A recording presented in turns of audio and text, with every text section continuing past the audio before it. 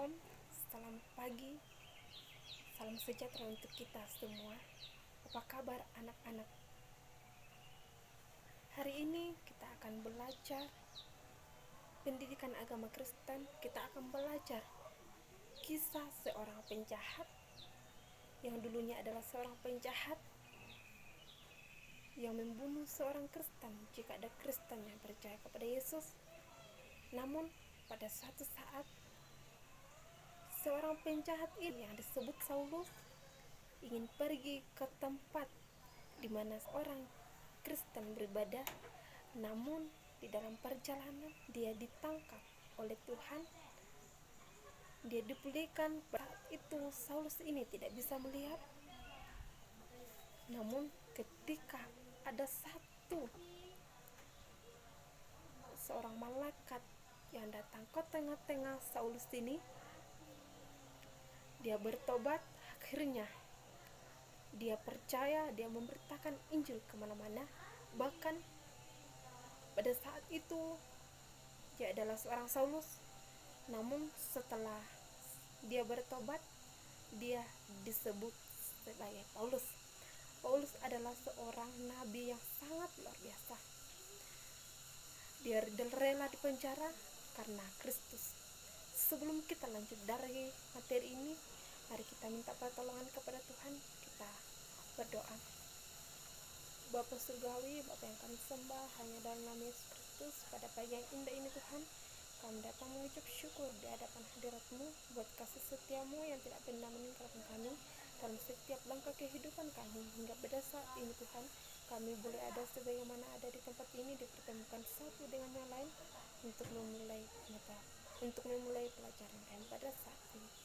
Karena Tuhan menuntun kami dari setiap pelajaran kami, dan apa yang kami pelajari pada saat ini boleh menjadi pedoman dan menjadi suluh dalam kehidupan kami. Bapa dalam kerajaan surga, pelajaran kami pada saat ini kami percayakan ke dalam Tamu, hanya dalam nama Yesus kami berdoa. Haleluya, amin. Baik anak-anak, minggu lalu Ibu sudah memberikan tugas dari kitab Filemon 1 ayat 8 sampai 22. Ibu tugaskan untuk membacakannya.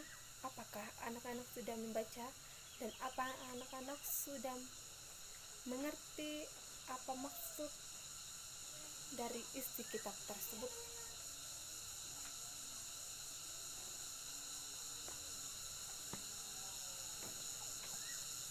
Di dalam Filemon 1 ayat 8 sampai 22 ini, lembaga Alkitab memberi judul permintaan Paulus kepada Filemon mengenai Onesimus. Sebelum kita lanjut dari materi kita pada saat ini anak-anak, apakah anak-anak pernah mendengar Paulus? Dia adalah seorang penjahat. Apakah anak-anak pernah mendengar di materi sebelumnya, atau setiap ada persekutuan mungkin ada seorang hamba Tuhan yang membahas tentang Paulus? Mungkin ada dari antara anak-anak yang ingin rindu seperti Paulus yang memberitakan firman kemana-mana sehingga dia dipenjara. Di dalam Filemon ini anak-anak, Paulus menulis surat kepada Filemon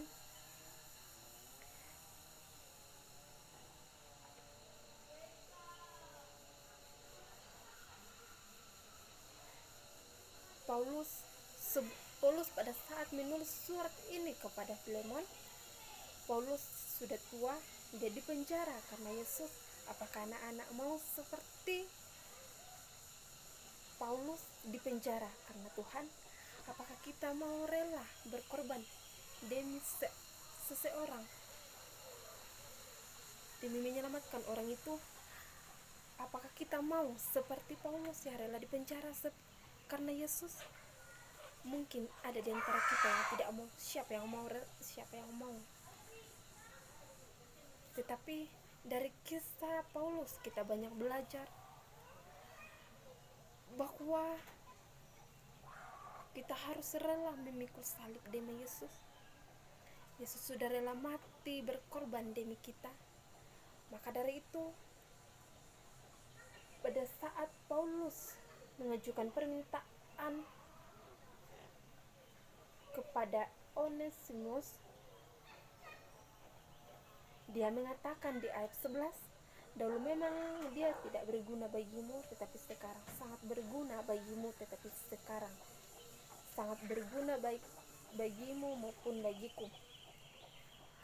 Paulus meyakini dalam kehidupannya memang dulu dia sangat tidak berguna, tapi sekarang dia berguna.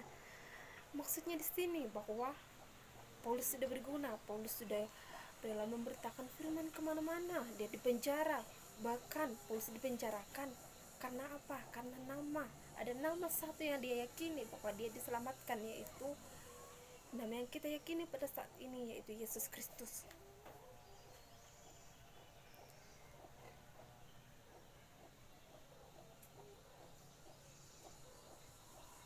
Di dalam ini Paulus menulis pakai tangan. Dia belum pada saat ini itu mungkin belum ada yang namanya laptop, komputer, apalah segala macam.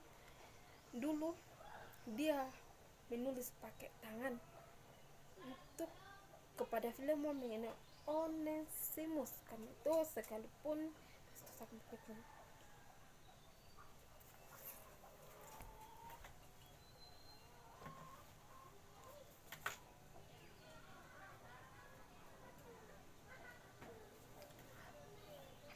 di dalam Filemon ini Paulus mengatakan, semua yang kau berguna bagiku. Hiburlah hatiku dalam Kristus. Kita harus menghibur satu sama lain. Kita harus rela mengatakan bahwa Yesus itu sangat menghibur kita. Apapun yang kita lakukan, Yesus selalu sangat luar biasa. Mari kita belajar dari kisah Paulus ini. Paulus adalah orang yang sangat luar biasa, yang patut kita teladani dalam kehidupan kita dimanapun kita berada pada saat ini. Untuk itu anak-anak, mari kita yakini dalam kehidupan kita bahwa Paulus adalah seorang penjahat, tetapi ketika Tuhan sudah mengangkat kita, ketika Tuhan sudah memilih kita, tidak ada yang dapat menggantikan kita. Untuk itu anak-anakku yang sangat dikasihi Tuhan, banyak orang yang sekarang terpanggil tapi sedikit yang terpilih. Bersyukurlah jika ada di antara kita yang terpilih. Kita yakini bahwa kita adalah umat-umat pilihan Tuhan. Dan kita belajar dari kisah Paulus. Paulus adalah orang yang patut kita teladani dalam kehidupan kita. Anak-anak Tuhan yang sangat dikasihi Tuhan, yang menjadi anak-anakku,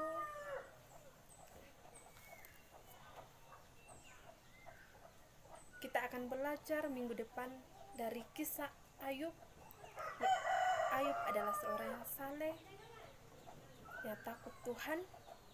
Dan minggu depan kita akan ujian secara lisan.